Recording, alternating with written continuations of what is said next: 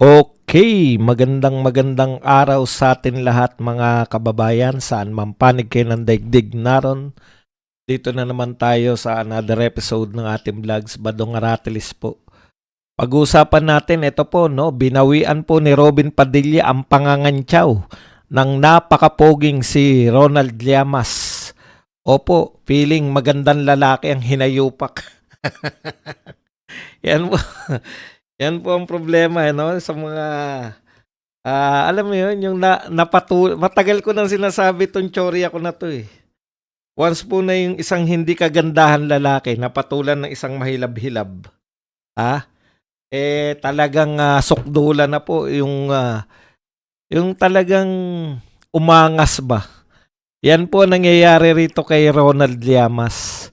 Kinakailangan pong ipamukha sa kanya ni Robin Padilla, ni Senator Robin Hood, na ipinapanalangin niya si Llamas para naman po, no, gumandang lalaki. Nakakahiya eh. Amik, nariyan ka. Okay. Pag-uusapan din po natin. Actually, marami tayong pag-uusapan. Lahat na naipong balita. Ito po ang tanong. Persona non grata ba sa Ilocos Norte itong si Vince Dizon? Marami na pong nagtatanong, baka persona non grata na.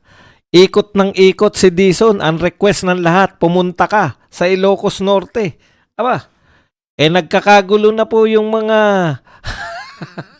inunahan ka na ng mga vlogger ni BBM, na ipakita yung palpak ng mga flood control project sa Ilocos. At pag-uusapan din po natin, ito po, iba pa, ito, grabe. Yung Supreme Court po, binaktuyo si Tito Soto. Ipinakita po nila ano ang katangian para ka maging Supreme Court Justice. Yung sinasabi po ni Tito Soto na mali ang mga pinaggagawa ng mga to, grabe po pala, no, yung kanilang mga katangian. Yan po mga paglilingkod natin, pero bago yan, kung bago ka pa lang dito sa ating channel, mag-subscribe ka na. Dahil ito lang ang tanging channel. Ang drama po. At wag pong kalimutang mag-likes. Kinakalimutan po natin yung pagla-likes. Mag-likes po tayo. Siyempre, pwede rin po kayong magpakape anytime. Yan, anytime. Okay, pag-usapan na po natin. No? Unahin po muna natin kung ano na lang itong mauna rito. Ito po, gusto ko lang pong unahin para po kay Tito Soto. Yung kinakantsawan niya po, nawala raw ni isa sa mga judges, sa mga justices, yung sumalungat. Parang ang pinahiwatig ni Tito Soto, mali sila lahat. Mali ang ginawa nila. Wala silang alam sa konstitusyon. Lumabag sila. Antindi mo, Tito Sen. Ano bang experience mo sa batas? Eto, para ka pala maging Supreme Court Justice, eto po ang kwalifikasyon. To be a member of the Justice of the Supreme Court, o to be a member of the Justice, to be as Justice of the Supreme Court, one must first endure the trials of law school and pass the crucible of the bar. A natural born citizen at least 40 years old have been a judge. Kinakailangan judge ka muna of a lower court or engage in law practice in the country for 15 years or more. Grabe pala, no? Hindi ka pala pwede kahit napakatalino mo. Meron pang edad, no? Kinakailangan 15 taon ka munang judge or practicing law. O judge ka muna sa lower court. They must possess proven competence, integrity, and probity, and independence. Tapos hindi ka lang sasang-ayunan ng isang komedyante. Antindi po, no? Yan po ang katangian ng isang Supreme Court. Baka dun pa lang sa unang kwalifikasyon si Tito Soto hindi nakayanin. Magtapos muna ng law. Tapos ka muna ng law, pumasa ka sa bar. Doon pa lang po, putyan, dami na nahirapan doon. Ha?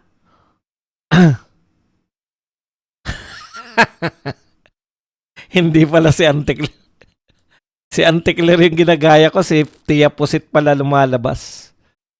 Okay, eto po ang katanungan kay Vince Dizon kasi nakikita po natin araw-araw po ibang lugar ang pinupuntahan ni Vince Dizon. May katanungan sa iyo si Orlando De Leon, si General Orlando De Leon, retired Brigadier General. Ha? Ang tanong sa iyo, Sandro Marcos, hindi mo ba iimbitahan si Vince Dizon sa Ilocos Norte? Persona non grata ba siya? Secretary Vince naman, ang dami mo napuntahan. Yung Ilocos Norte, hindi mo mapuntahan. Inunahan ka nang mag-expose ng mga, mga tangengot. Oh, tangengot kayong mga BBM vloggers. Alam ninyo, mayroong dahilan kung bakit hindi nagpupunta riyan si Vince Dizon. Ayaw niyang makita. Ayaw niyang siya yung mag-expose sa mga palpak na flood control project dyan sa Ilocos Norte. Di ba? Kasi nakakahiya. Yung presidente, taga riyan. Yung majority floor leader ng House of Representatives, anak ng presidente, taga dyan din. Ay ang Ilocos Norte ay napakatagal na pinamumunuan, tuloy-tuloy.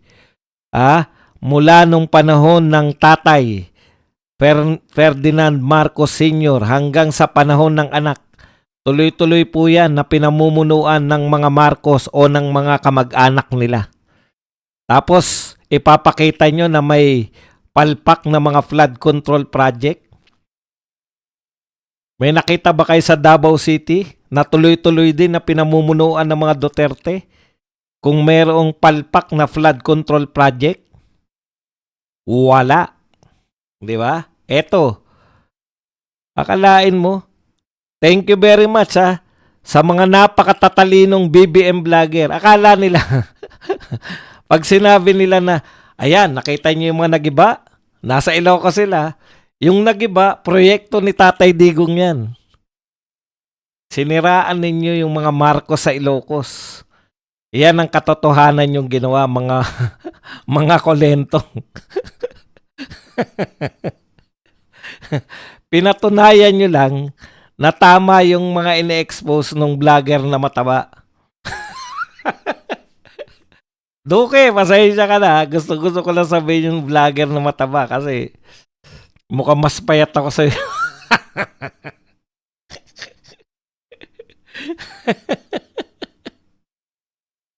Ang sarap, no? Ang sarap na yung mga mga bugokis. Ulitin ko sa mga bugokis na vlogger ni BBM. May duda pa yung mga tao kung tama yung pinapakita ni ng matabang vlogger eh. Nagdududa pa sila. Teka muna, totoo ba sa Ilocos yan? Puta, nagpunta ng Ilocos to mga to, pinatunayan nila. Na marami palang palpak na proyekto sa Ilocos. Mga bugokis ang puta. Kayo pa nagpatunay Kayo pa nagpatunay ng kasiraan ninyo.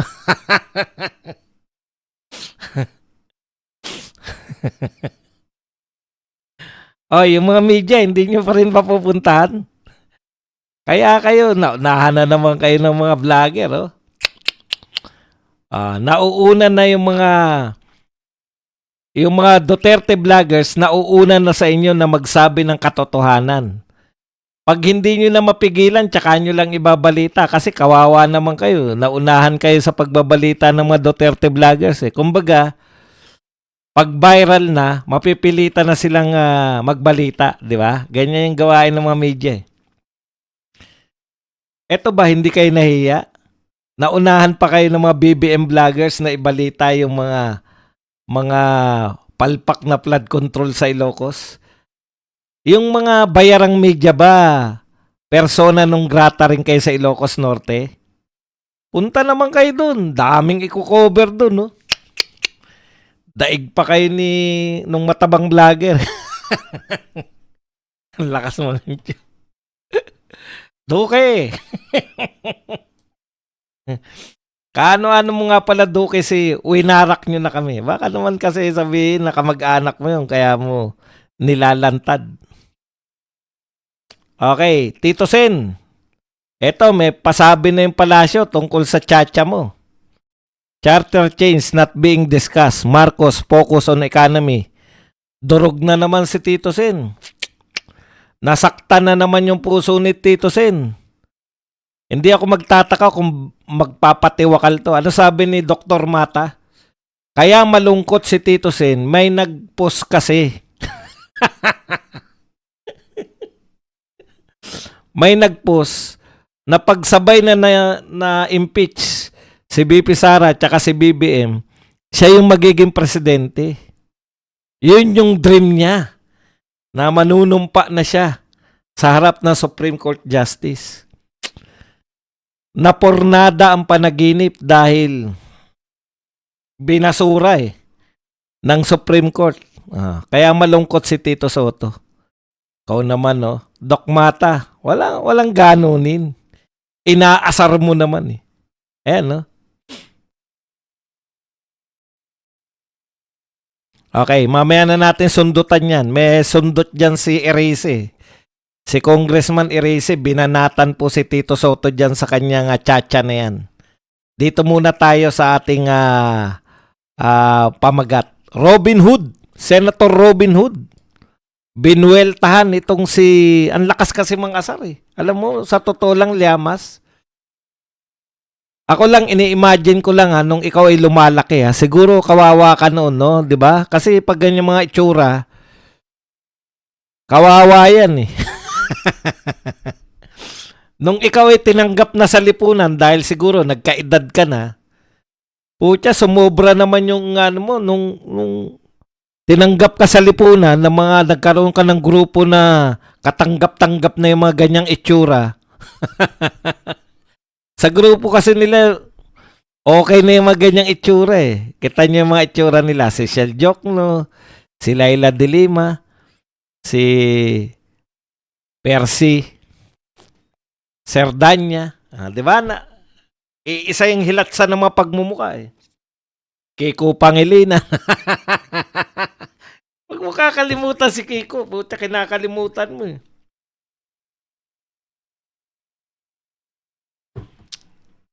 Nariyan pa si Redon. Okay. Alam mo, Llamas, parang gusto mo maghiganti sa mga magagandang lalaki. Yun yung pakiramdam ko eh. Kung may pagkakataon na bibirahin, yung galit siya sa mga magaganda. Galit na galit kay Sara Duterte at sa mga Duterte. Ang ganda ng lahi eh. Di ba? Lahat galit siya sa mga Duterte. Paano ang ganda ng lahi ng mga Duterte? Galit siya kay Robin Hood. Walang kaabog-abog walang balak tumakbo si Robin Hood na presidente o vice president. Hindi nababalitaan na tatakbo siyang vice president o presidente. Yung pag-atake niya kay Robin Hood, walang kaabog-abog.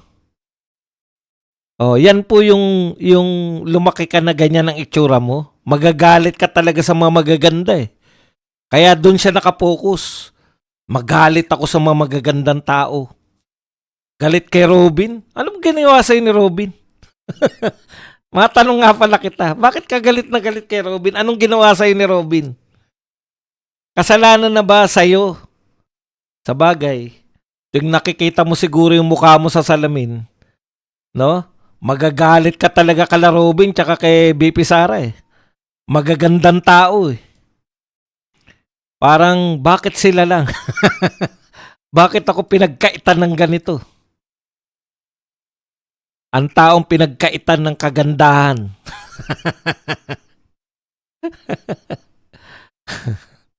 Ito ang sinabi niya kay Robin Padilla, na walang kaabog-abog, bigla niyang binanatan. Ang laki ng tulong niya. Ang laki ng tulong ni Robin Padilla, dapat daw siyang pasalamatan kasi dahil kay Robin Padilla, yung mga botante hindi Hindi na name recall lamang, hindi na popularidad lamang ang magiging batayan ng kanilang pagboto. Ayun. Dahil si Robin Hood, number 1 yan nung tumakbo sa Senate. Ngayon, pupusta ako, hindi na siya magna-number 1. Yan po, no? Pinasasalamatan ni alam mo malaking tulong si Robin Padilla dahil sa kanya halos lahat ng artistang tumakbo last midterm elections natalo. Hindi ba? Sinisi mo kay Robin Padilla. Yung mga tumakbong artista natalo dahil kay Robin Padilla. Antindi mo.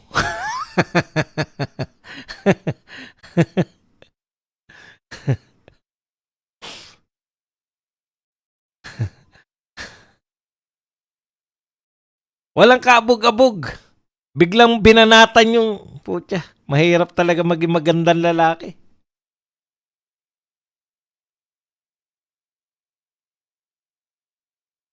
Yan yung problema ng mga pagganyan na itsura tapos nakadaget na mahilab-hilab.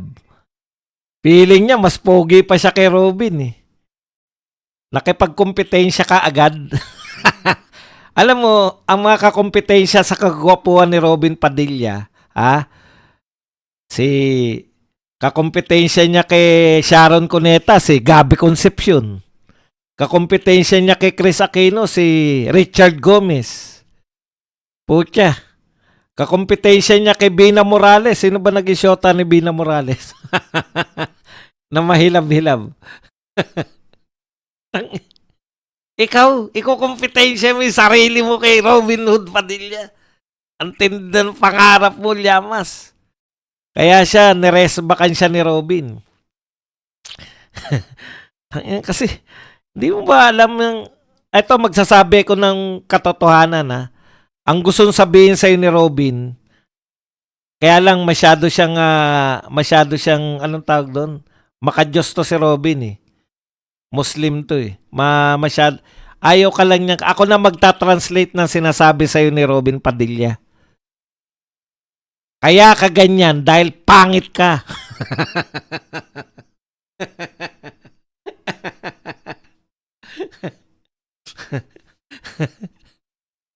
Kaya masama ugali mo dahil pangit ka. Maski magulang mo siguro, tuwing gigising ka, parang alam ko na nung lumalaki to si Llamas eh.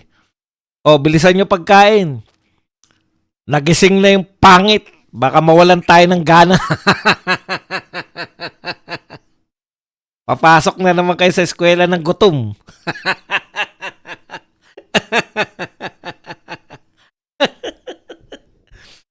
Utan lakas ng loob mong mang-asar kay Robin Padilla na kaya natalo lahat ng artista dahil kay Robin. Hindi naman siya inaano. Inaano ka ba ni Robin? Okay lang sana kung inaano ka eh. Hindi ka... Walang nagmamahal sa'yo. Ay, hindi pala. Hindi ka naman pinapansin pala.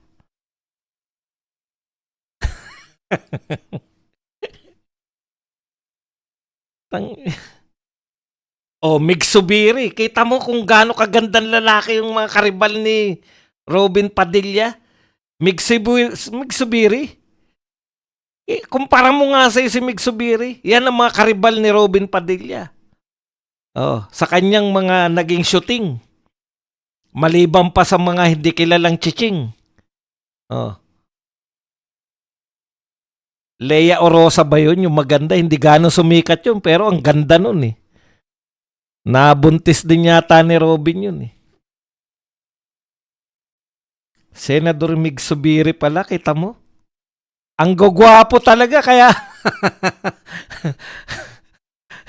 Yan ang mga ebidensya na walang ano tong tao na to. Ahanap ka rin. Kaya na back to you katuloy. Ginamit tuloy yung kagwapuan. Ito po ang sinabi ni Robin Padilla dito po kay napakagwapong si Llamas. Marami naman mga political nariyan sila Jason sa hindi naman kayo kumbaga kaya lang hindi niya pinangangalandakan eh. Kumbaga hindi siya nang aasar ng pogi. Pag hindi ka gwapo Alam mo yun, mahimutok to sa mga gwapo, sa mga magaganda. Kita mo, isa pang galit na galit siya kay Sara Duterte. Eh, ang ganda ni Sara Duterte. Yan lang yung naiisip kong dahilan. May mga tao na galit sa magaganda. Hindi naman nila kasalanan. Maganda lahi ni Digong. Magaganda asawa ni Digong. Ano magagawa mo? Gaganda talaga lahi dahil ang gaganda ng mga asawa ni Digong. Ikukumpara mo sa'yo. Okay. Sabi ni Robin Hood, ipagdasal natin.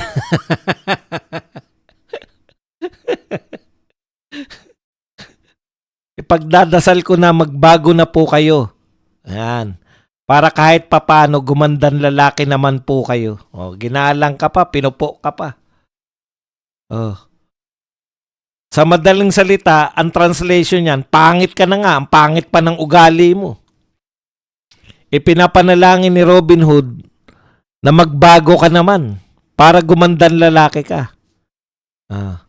Hindi niya lang madirekta yung kapangitan ng pagmumukha mo kasing pangit mo ng ugali mo yung pagmumukha mo. Ah, eto pa. Dinagdagan pa ni Robin Hood. Sabi ni Robin Hood,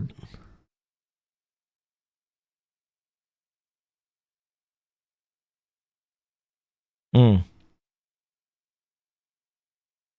asan na ba yung ano? Nakita ko na to eh. Ah, ito po, binalikan ni Robin Hood yung ano mo, yung mga nagawa mong kasalanan. Nasaan na yung Robin?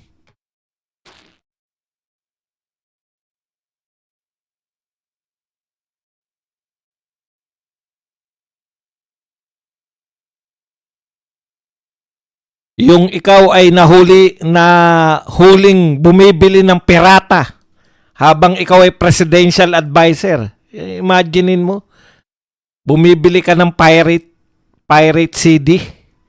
Uso pa po yung CD sa mga ngayon lang po pinanganak. Yung CD po, yan po yung bilog na para makapakinig ka ng music. Yung dina-download yung music, nakalagay po sa bilog na plato yun ng araw. Makinang. Yun po ang CD. Ang bilis ng teknolohiya. Kamakailan lang, pinapaliwanag natin ano yung CD. Ano yung plaka, di ba? Yung plaka, yan yung itim na CD. Ngayon po, pinapaliwanag na natin, ano yung CD? Yung dina-download mong music, nakalagay dati yon sa makinang na makinang na bilog. CD ang tawag doon. Ayun pala. Okay, ayon pa kay Robin, lampas sa personal na banat, malinaw na bukas na liham ng senador na mas malalim ang mensahe, isang depensa. Teka muna.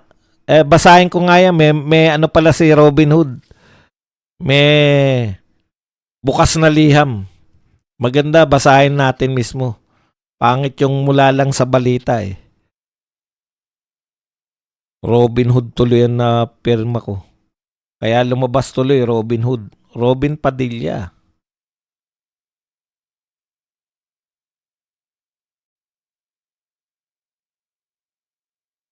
Gusto ko yung straight eh.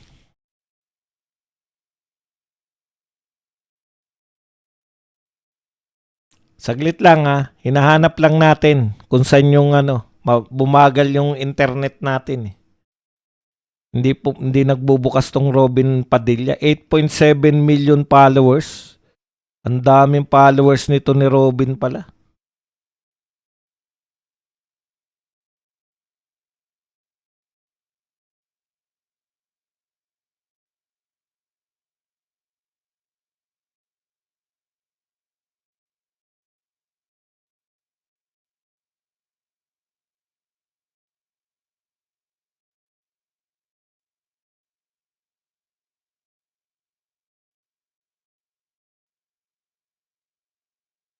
Eto po.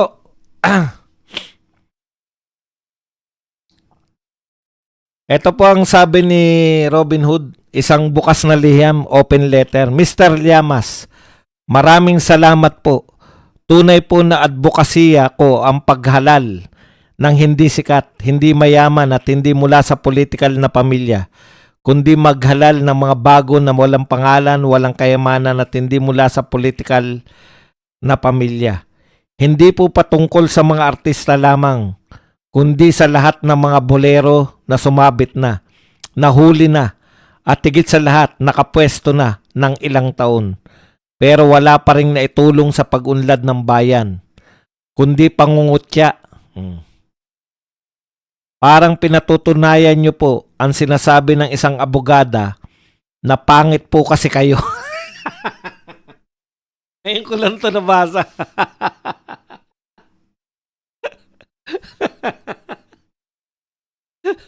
Si Rowena Guanzo, di ba? Ulitin natin.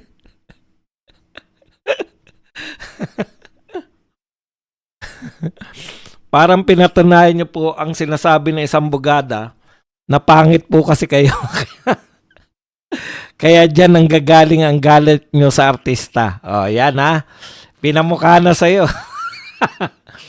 Parang kaplastikan din po yung nahuli kayo na bumibili ng pirated DVD.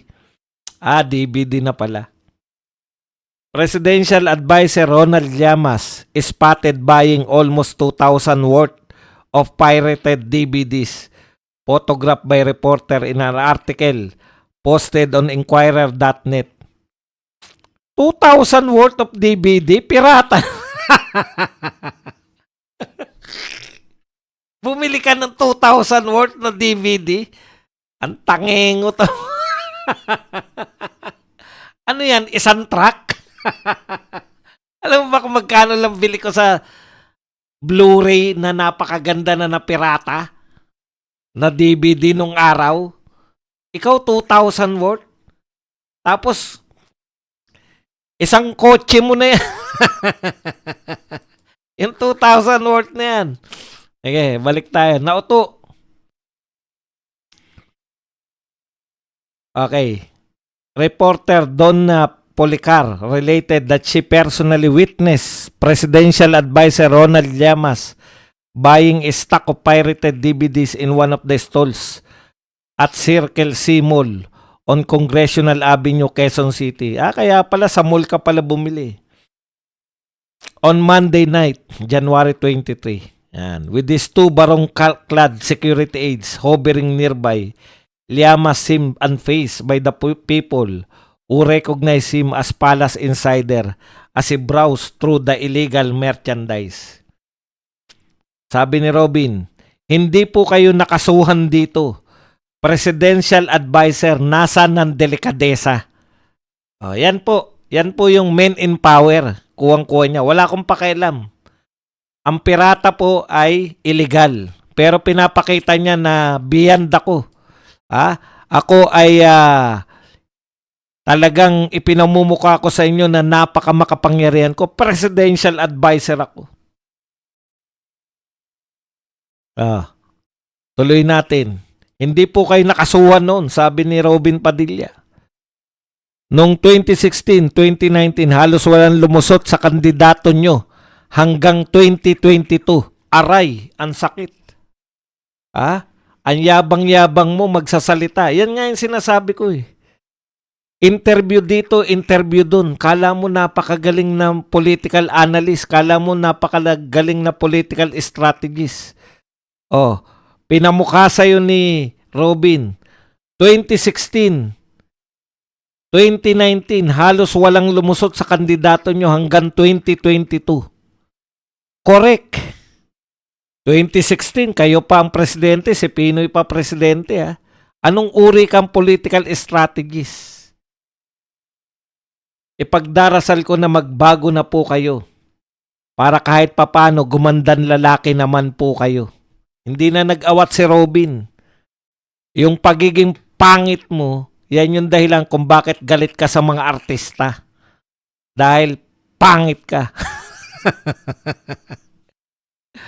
Mainam ay tumakbo po kayo para mapatunayan nyo din ang kakayahan nyong manalo. Uy! Durog! Durog na durog. 'Di ba? Ang yabang-yabang mo, 'di ba? Sinasabihan mo number one si Robin. Kaya natalo yung mga artista dahil kay Robin. Hinamon ka ngayon. Bakit hindi ka tumakbo? Boom! Durog ang pangit. Hindi naman kailangan maging analyst para sabihing mahirap mag number one uli ang isang senador dahil sa kasaysayan ng Senado, walang senador ang nag-number one na magkasunod na re-election. Turog, hindi mo kinakailangan maging analyst. Kaya't yung mga yan, mga peking analyst yan. Biruin mo, sa husay mo, 2019, 0. 2022, sino lang ang mga nakalusot? Si Risa Ontiveros lang. 2025, 2 lang din. Maraming salamat, Senator Robin Hood. Dapat talaga yung mga yan. Hindi po ako galit sa mga pangit, ha. Marami po akong kaibigan na pangit.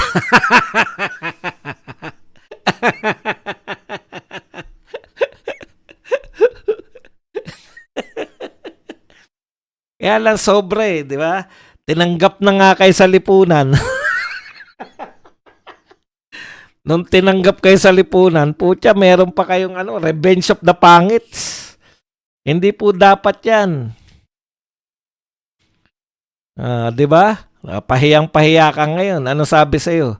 Subukan nyo naman tumakbo para lahat ng mga pinapangaral mo sa mga talunan mong kandidato, gawin mo para manalo ka. Ang tsakit, no? Samantalang ang hamon niya kay Robin, hindi na raw magna-number one si Robin. Ang tsakit naman nun. Takbo ka naman para i-practice mo yung galing mo. I-practice mo yung mga tinuturo mo sa mga estratehiya. Ang strategy niya naman, manloko ng kapwa eh. Bakit? Kasasabi niya lang, ano sabi niya? Humihina na ang mga suporta ng mga Duterte. Para po sa kaalaman nyo lang, ito mga sinabi niyan.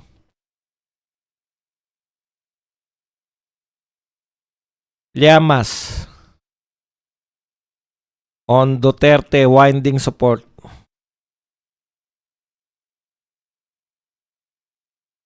Madali na mag-search ngayon eh. Ito ang mga sinasabi mo sa Duterte ha.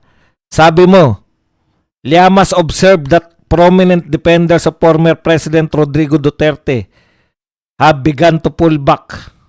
Yung mga dati daw supporter ni Duterte, nawawala na katulad ni Bato. Nagtatago si Bato, tangengot. Loss of institutional report. Yan. He noted the clear break between the Duterte faction and previously aligned groups such as Iglesia ni Cristo, which did not join calls from Duterte supporters. Pati Iglesia ni Cristo, dinadamay mo. Hindi po Duterte yung Iglesia ni Cristo. Nagkataon lang na pareho ng pinaglalaban yung Iglesia at yung mga Duterte. Kailan pa naging Duterte yung Iglesia ni Cristo? Huwag mong isama yung Iglesia ni Cristo. Loss of support among overseas Filipino workers. Diyan na hindi naniniwala sa'yo tao. Yung hinahalimbawa niya, yung nagpunta siya sa Tokyo at Hong Kong. May mga OFW na raw na hindi sumusuporta kay Digong. Kaya nababawasan na raw ang suporta ng mga Duterte. Yan yung sinasabi niya noong nakaraan eh. Ito, kaya matatalo daw si BP Sara. Ngayon, ano na sinasabi ni Llamas? Kinakailangan, mawa-wipe out ang mga Marcos. Ito, saan yung sinabi ni Llamas dito? Sabi ni Llamas, ngayon, kung mananalo si Sara, iwa-wipe out ang Pinklawan, iwa-wipe out ang Marcos, iwa-wipe out ang mga tulpo. Kaya lahat yan nag-iisip, dapat magtulong-tulong tayo. Isa lang dapat, pag more than one, panalo si Sara. Nananawagan siya na magsama-sama daw yung Marcos, yung mga Pinklawan, yung mga tulfo, para magkaroon ng isang kandidato.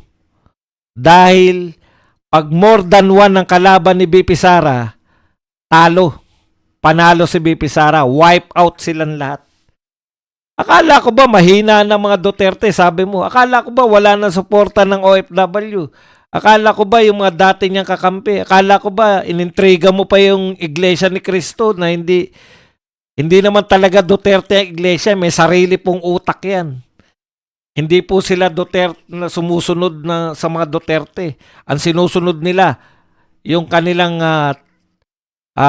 pangkalahatang pamanihala. Di ba? O, yan ang sinasabi ko sa iyo. Iba yung paniniwala niya talaga. Iba yung sinasabi niya sa paniniwala niya. Ang paniniwala talaga nila, malakas si Sara Duterte.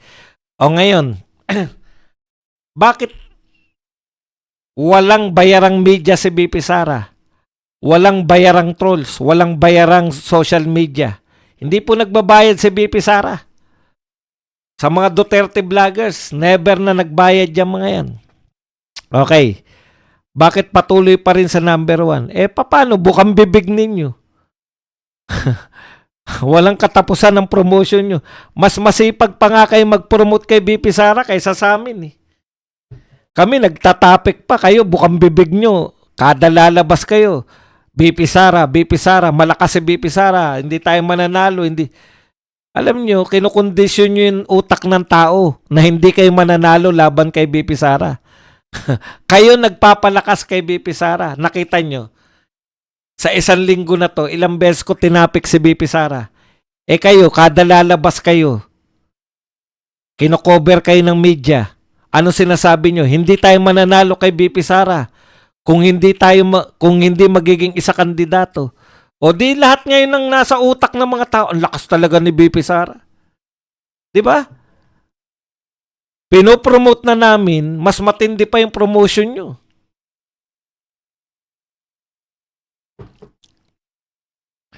Tignan mo, imbis na i-promote ni Ontiveros yung sarili niya. Gusto kong tumakbo bilang presidente o kung sino man yung mapipili namin sa oposisyon, sabi ni Ontiveros. Dahil naniniwala kami na kahit gaano kalakas si BP Sara, pwedeng talunin. O, kita nyo na? Kayo nagkiklaim na malakas si BP Sara, lahat. Kada magsasalita kayo, yung mga dilawan, kada magsasalita, kaya naman talunin si BP Sara, hindi porket malakas siya. Kayo po nag-i-influensya sa mga tao. Kayo nagsasabi na malakas si BP Sara. Talagang lalakas. Biruin mo, kami sinasabi namin malakas si BP Sara. Kayo, sinasabi nyo malakas si BP Sara. Sino nagsasabing mahina si BP Sara? Wala. Pare-pareho tayo naniniwala. O, tapos sasabihin nyo, bakit ang lakas-lakas? Pinopromote na namin, pinopromote nyo pa. Ganyan kahusay kang political strategies. Hindi nyo nakikita yon na pinopromote ninyo si BP Sara? Bayad ba kayo kay BP Sara? Hindi, di ba? Bakit nyo pinopromote? Prinomote ba ni Risa Ontiveros si Leni Robredo o si Bam Aquino? Hindi. Ang prinomote ni Risa Ontiveros, sarili niya at saka si Sara Duterte. Pinopromote ba ng mga ibang kandidato yung mga malalakas na pwedeng bumangga kay BP Sara? Hindi. Si BP Sara na si BP Sara.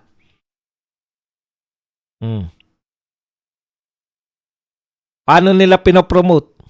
Hindi pa napapawalang sala si BP Sara.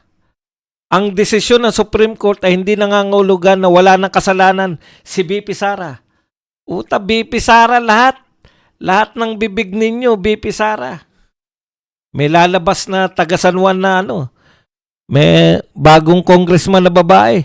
Hindi yan nangangahulugan. Yung desisyon ng Supreme Court ay hindi nangangahulugan na absuelto na si BP Sara. BP Sara na naman, si Laila de Lima. Hindi po nangangahulugan na si BP Sara ay walang kasalanan. BP Sara na naman. Si Tabingi. Tabingi po ako. Wala po akong kwentang tao. Tabingi ako. Di, prinomote din si BP Sara. Kasi tabingi siya. Oh, ganun lang po si Father Flavi. Lalabas naman. Magsaysay awardee po ako. BP Sara rin na na-promote. Lahat kayo pinopromote nyo si BP Sara eh. Oh, si Jim Coljax. BP Sara. Biro lang. Malay ba natin kung lahat ng puta BP Sara ng BP Sara. Tapos magtataka kayo bakit number 1 si BP Sara. Taknang po pa. Si Auntie Claire. Wala nang ginawa. Duterte. Oh. Nananahimik yung mga Duterte. Walang binabayaran. Kayo, lahat ng media nasa inyo. Kung ano sinasabi nyo, yun yung naririnig ng media. Yun yung binababa ng media sa mga tao. Napakatangingot. No? Ang ginagawa nyo kay BP Sara, free publicity. Hindi nyo ba alam yun? Free publicity yung ginagawa ninyo. Libre. Binabayaran kayo lahat para i-promote nyo kung sino. O, si Trillanes pa pala. BP Sara ng BP Sara. Para talunin natin si BP Sara, dapat unit team laban kay BP Sara. Si Abante. Nilabasan kayo ng dila. BP Sara.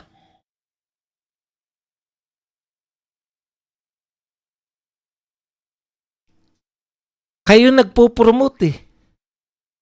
Ang tatalunin si BP Sara, kung prinomote nyo yung sarili ninyo.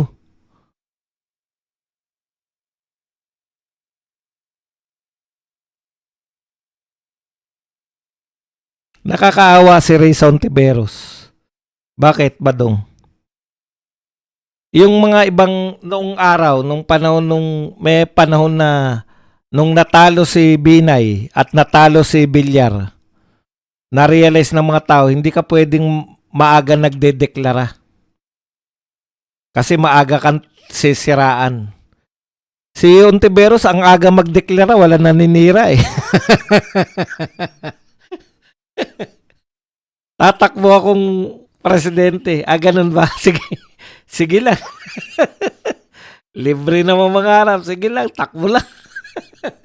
Wala nanira po. Ang ginagaya ni Ontiveros, tangengot talaga. Wala mga hindi marurunong sa strategy.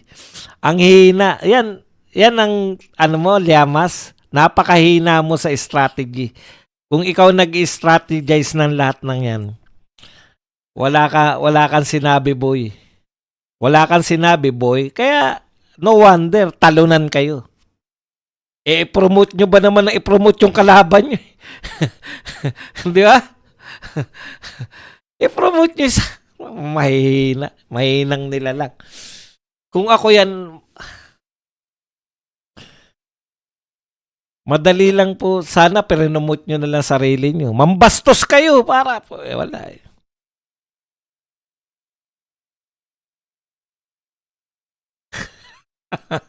Hindi na pala kinakailangan siraan. Ganyan yung strategy nila Tito Soto tsaka ni Ping Lacson, di ba? Sila unang-una nagdeklara. O ito, tatakbo kami. Ganun ba? Wala nanira. Si Lacson tsaka si Soto nung tumakbo. Hindi sila siniraan. Ganun ba? Hindi, nihintay namin kung tatakbo si BP Sara o hindi.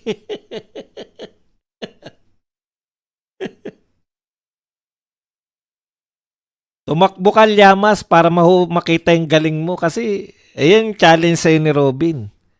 Diba? Takbo ka naman para makita namin yung husay mo kung magaling ka talaga. Basang-basa yung mga strategy niyo.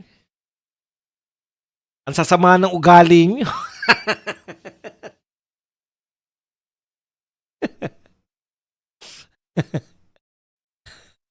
Kung ako ganyan ang mukha ko, magmamaskara ako eh. Tapos papa-interview ko. Parang may no? Ang dating nun, ano kaya itsura niya, di ba?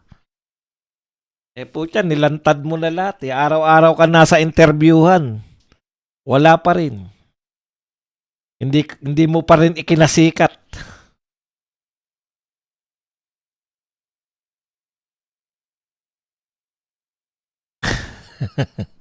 Punta po tayo sa mga ibang bali-balita. Mayroon po pong mga ilan dito eh. Si Kiko salita ng salita, no? Kiko Pangilinan. Walang pumapansin sa mga pinagsabi mo. Ikaw naman ba, Makino, kadena bill, kung ano-ano mga tungkol sa education bill. Ito lang po masasabi ko sa inyo. Parang hindi po kalutasan sa problema ng Pilipinas ang mga bagong batas. Bakit? Hindi mo naman ba dong? Paano mo nasabi yan? Simple lang po. Bakit ba tayo may malaking problema sa pagnanakaw? Wala bang batas sa laban sa magnanakaw? Hindi ba nakalagay sa batas na bawal kang mangupit? Bawal kang mamorsyento? Hindi, wala bang batas na ganyan? Meron na. Bakit may namumorsyento pa rin? Ibig sabihin, ang problema ng Pilipinas, yung mga tagagawa ng batas, tukoy na natin, yung mga congressman at mga senador, yung iba, yung mga tauhan ni Pangulong Marcos, yung may nagtuturo pa, si Saldico, tinuturo pa, mismo si Pangulong Marcos. Sila po yung mga magnanakaw. Paano po sila nakakapagnakaw? Dahil wala bang batas laban sa magnanakaw? Sangkatutak na po. Kaya kung ang kalutasan ninyo, kayong mga dilawan, pagmamalaki, ito, anti-dynasty bill. Kasi mga dynasty ang mga magnanakaw. Direkta nga yun eh. Meron tayong anti-magnanakaw bill. Anti-graft and corruption. Ano yung mas malaki sa graft and corruption?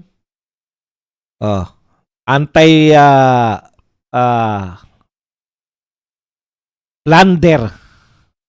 Meron pang AMLAC. Nagawa na lahat ng batas. Ang problema nga natin, hindi naman po sumusunod sa batas yung mga tao. So ano po ang kinakailangan para mawala yung mga hindi sumusunod sa batas? Ipatupad nyo yung batas. Ang kailangan po ng gobyerno, hindi panibagong batas, kundi enforcement of the law. Kung sinabing bawal mag-plunder, hulihin nyo yung mga nagpa-plunder. Kung sinabing bawal mamorsyento, magnakaw sa pera ng taong bayan, wala pa bang batas laban sa pagnanakaw? Marami na po. Bakit may nagnanakaw pa rin? Hindi nyo hinuhuli. Yung mga kriminal po, marunong po ang mga kriminal kung seryoso yung gobyerno sa mga sinasabi niya. Si Tatay Digong, nung sinabi niyang PI kayo, pag naging presidente na ako, itutumba ko kayo. Pag upo ni Tatay Digong, may mga natumba. Ay puta, totoo pala. Ayaw na namin yan. Kaya nung sinabi, magpatokhang kayo. Lahat ng mga adik, pumunta kayo ron sa barangay. Putan, daming tao sa barangay. Nakaupong ganun, nakikinig sa mga pulis. Tokhang. Yun po ang meaning ng tokhang, hindi po pinagpapatay. Yamski, thank you very much sa 125 pesos na pangkape. Uso pa pala pakape.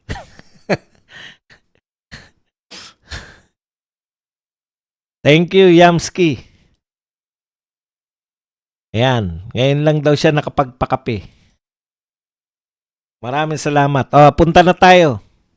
Kaya yung mga katarantaduhan, yung mga pinagagawa nyo, ba Makino, meron ako kadena bill, ikadena mo sa liig mo.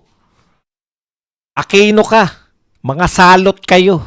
Yan dalawang pamilya na yan. Noon pa kayo nag-aaway, pinanganak ako, Marcos versus Aquino na. Hanggang ngayon, kayo pa rin ang mga salot.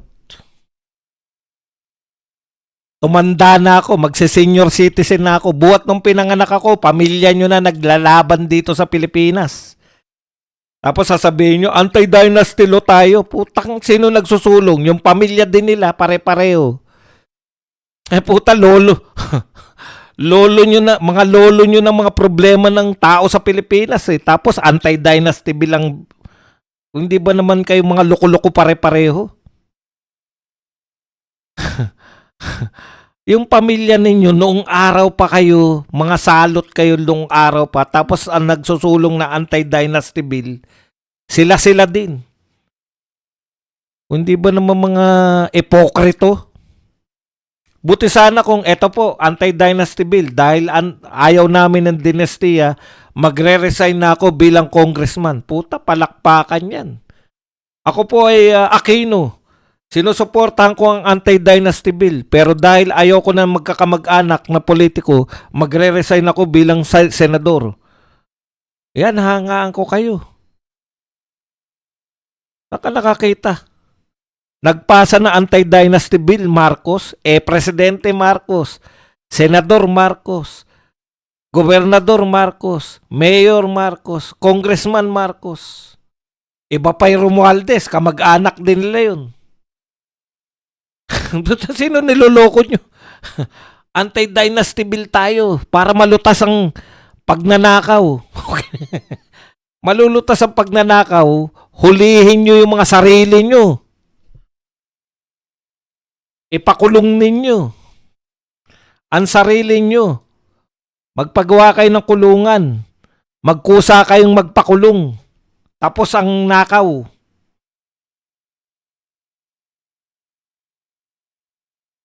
Diba? Paano malulutas ang pagnanakaw? Magpagawa kayo ng kulungan sa EDSA. Pansamantala lang yung ano. Tapos magkusa kayo lahat. Lahat ng politiko magnanakaw, magkusa kayo sa EDSA. Tapos buksan nyo yung kulungan. Sagasaan kayo ng mga doon kayo sa may EDSA bus lane. Yan. Tapos pasagasa kayo lahat. Lutas ang krimen pagnanakaw.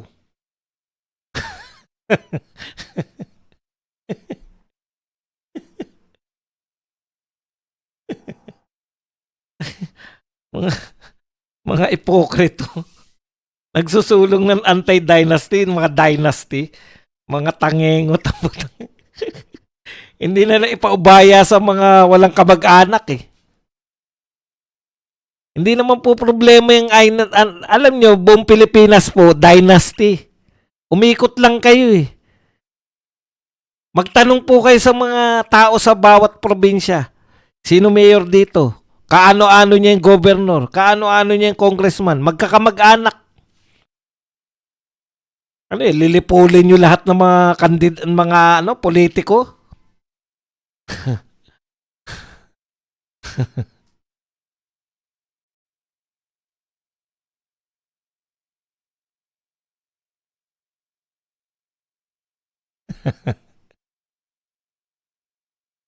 Ngayon na po, panahon naman para kayo magtanong.